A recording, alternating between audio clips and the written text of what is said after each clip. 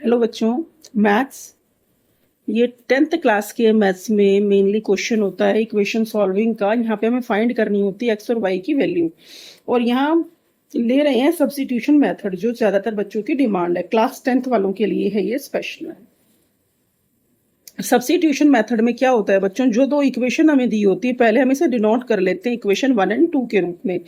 ठीक है, अब सब्स्टिट्यूशन का मीन्स क्या है कि यहाँ से या तो आप एक्स की वैल्यू निकालिए या फिर वाई की निकालिए, किसी की भी आप निकाल सकते हैं। 3x + 4y is equal to 25। Value निकालने से मीन्स क्या है, यहाँ पर जैसे आप यहाँ x की वैल्यू लेंगे मीन्स जैसे 3x is equal to 4y को उधर ले जाएंगे तो क्या बन जाएगा, माइनस का हो जाएगा क्योंकि यहाँ प्लस का है। 25 - 4y। ठीक है, अब हमें लेनी है खाली x की वैल्यू, तो 3 मल्टीप्लाई हो रहा है। इक्वेशन के बेसिक आपको आते हैं, ऑलरेडी 10th में हो।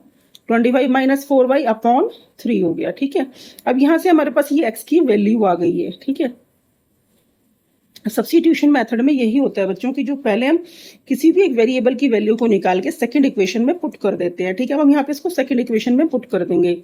सेकंड इक्वेशन क्या है हमारे पास, 2x - 3y is equal to दे रखा है हमें -6। यहाँ आप लिख सकते हैं पुट द वैल्यू ऑफ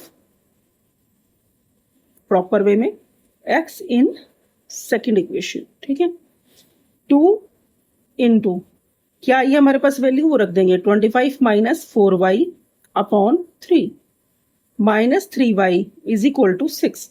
अब ये देख के घबराना नहीं है कि हम तो वही कॉम्प्लिकेटेड हो गई है इक्वेशन, हम इसको किस तरह से सॉल्व करें।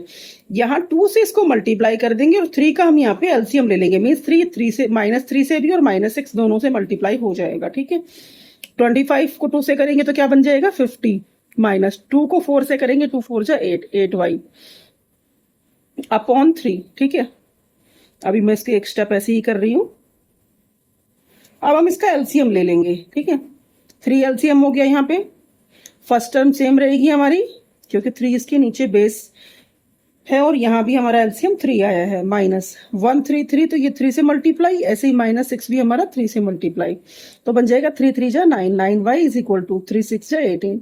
अब ऐसी कंडीशन में एलसीएम लेते हैं तो इस एलसीएम को हम यहाँ से रिमूव कर देंगे, हटा देंगे इसे। ठीक है,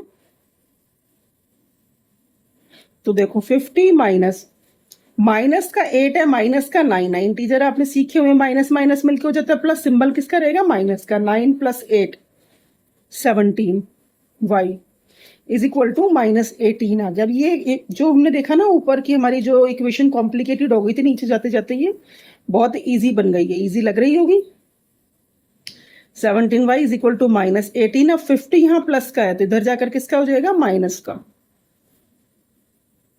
-17y is equal to minus minus मिलके प्लस, सिंबल किसका रहेगा माइनस का। 8 + 0 8 5 + 1 6, माइनस माइनस कैंसिल हो गया। अब आप चेक कीजिए क्या 17 की टेबल में 68 आता है। यस, 4 पे।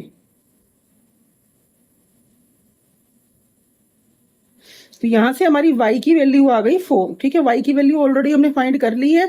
अब जो x की वैल्यू हमने यहां से निकाली थी इक्वेशन 1 में से, इसमें हम y की वैल्यू को पुट करके x की वैल्यू को भी फाइंड आउट कर लेंगे।